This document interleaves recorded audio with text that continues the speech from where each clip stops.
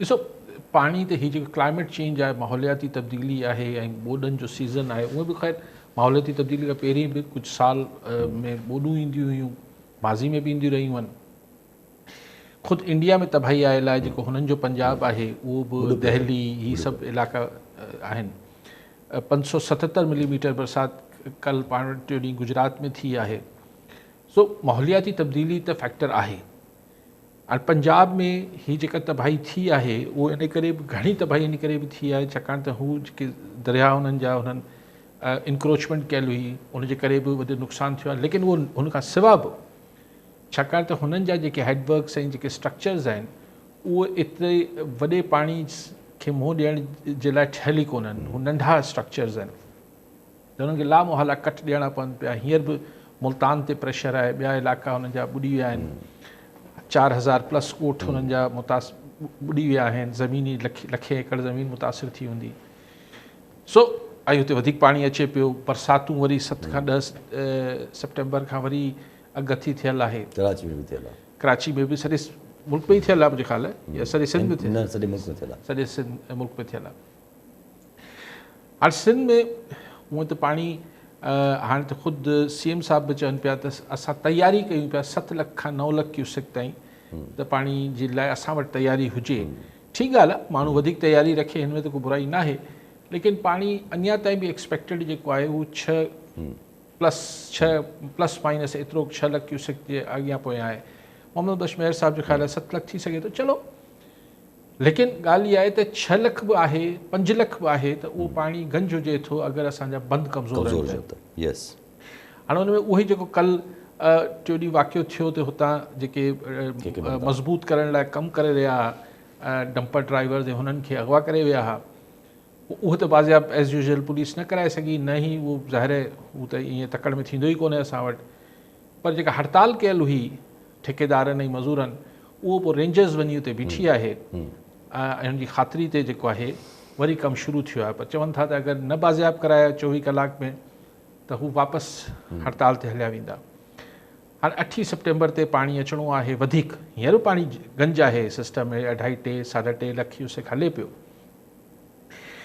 त ॻाल्हि इहा आहे त हाणे अगरि रेंजर्स बीही करे ऐं मज़बूती जो कमु बि निगरानी हुननि जी छतर छां में थींदी आहे, अगरि असां वटि गाॾियूं बि जेके आहिनि पुलिस ऐं रेंजर्स जे कॉन्वाइज़ में हलंदियूं, न असांजा रोड सेफ आहिनि, न बंदि सेफ आहिनि, त पोइ हीअ छा असीं चऊं था त धाड़ेलनि जो ख़ात्मो थी वियो आहे ऐं हीअ थी वियो आहे, हू थी वियो आहे। हीअ त डायरेक्टली ॾिसो, मूं कल्ह बि जेका ॻाल्हि पई कई त अहिड़े सेंसिटिव मौक़े ते, अहिड़े नाज़ुक मौक़े ते, जॾहिं यकीननि सिंध हुकूमत लाइ वॾो चैलेंज आहे, माण्हुनि में ख़ौफ़ व हिरास आहे बि, हो बि, उन महिल इहो आहे त भई के बंदि, हीअ बंदि न टुटी पए, हू बंदि न टुटी पए, हीअ धाड़ियल अची अगवा करे हुतां हलिया वञनि था।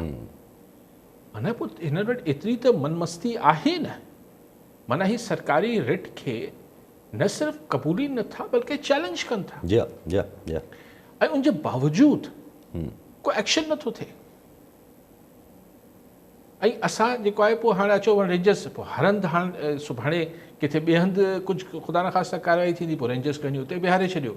ऐं अगरि हर हंधि वञी रेंजर्स बीह रहे थी त पुलिस, कशमोर पुलिस खे फ़ारिग कयो, या जिथे जिथे पुलिस आहे पोइ उते फ़ारिग करे वठो उन्हनि खे।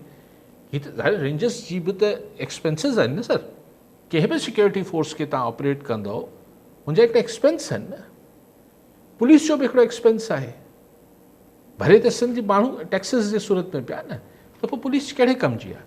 पर नेवरदलेस हाणे उहो त जेको थिए थो, असां वटि वॾी बदकिस्मती आहे हिन मामले में।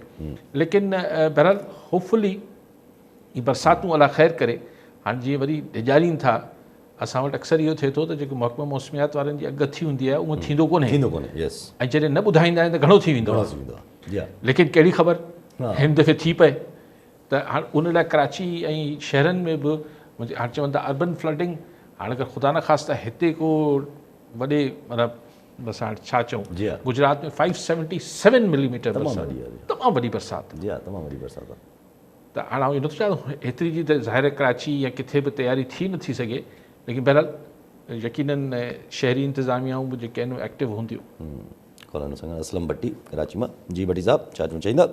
वालेकुम काजी साहब, मूंखे सवाल तव्हां करिणो हो त अॼुकल्ह असांजो मुल्क सॼो NWFP खां वठी सिंध ताईं ऐं बलूचिस्तान ताईं पोड में ॿुॾियल आहे ऐं पॉलिटिकली असांजा जेके बि सोशल कॉन्टेक्ट्स आहिनि उहे बि इलाही ख़राबु आहिनि। इकोनॉमिकल असां मुल्क हेठि पियो वञे ऐं ॾिसिजे त मार धाड़ हले पई। NWF में बि बलूचिस्तान टोटल क्योस में आहे।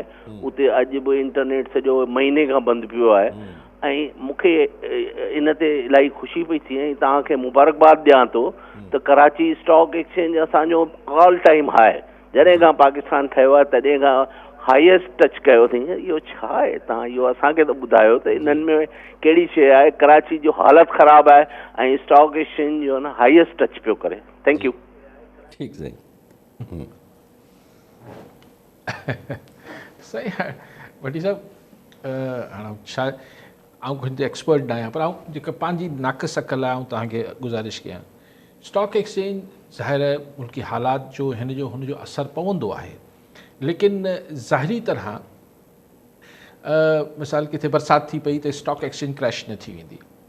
ॿोॾि अचे पई, ॿोॾि सां पोइ सिर्फ़ु इहो थींदो आहे त कहिड़ी अगरि फसलूं मुतासिर थियनि पियूं त कहिड़ी इंडस्ट्रीज़, हिकिड़ी ॿिनि इंडस्ट्रीज़ जा कंपनीज़ जा स्टॉक्स हेठि मथे थींदा, फर्टिलाइज़र जा हेठि मथे थींदा आहिनि, क्रैश न करे वेंदी आहे।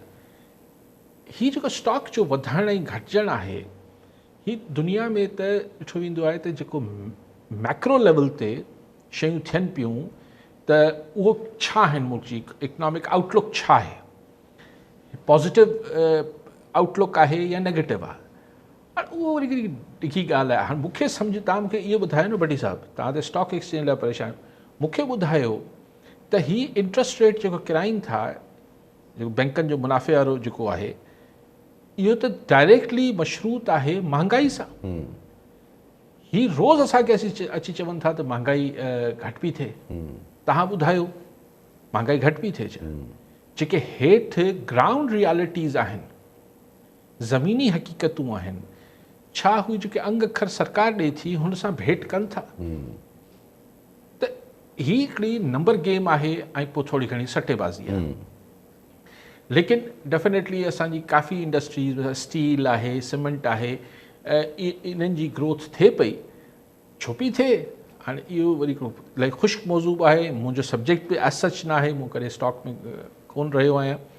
लेकिन मोटी ॻाल्हि मूं तव्हांखे ॿुधाई त जेके अंग अखर ॿुधाइनि था सरकार, पर इहो ई दुनिया में चयो वञे थो त जॾहिं ज़मीनी हक़ीक़तनि सां हीअ जेके अंग अखर सरकार ॿुधाईंदी आहे, जॾहिं हू भेट या मैच न कंदा आहिनि त इन खे ई चइबो आहे त हीअ बबल आहे। जी हा, पोइ इहो फाटंदो आहे, पोइ हीअ केॾी महिल फुकड़ो फाटंदो आहे। जी हा।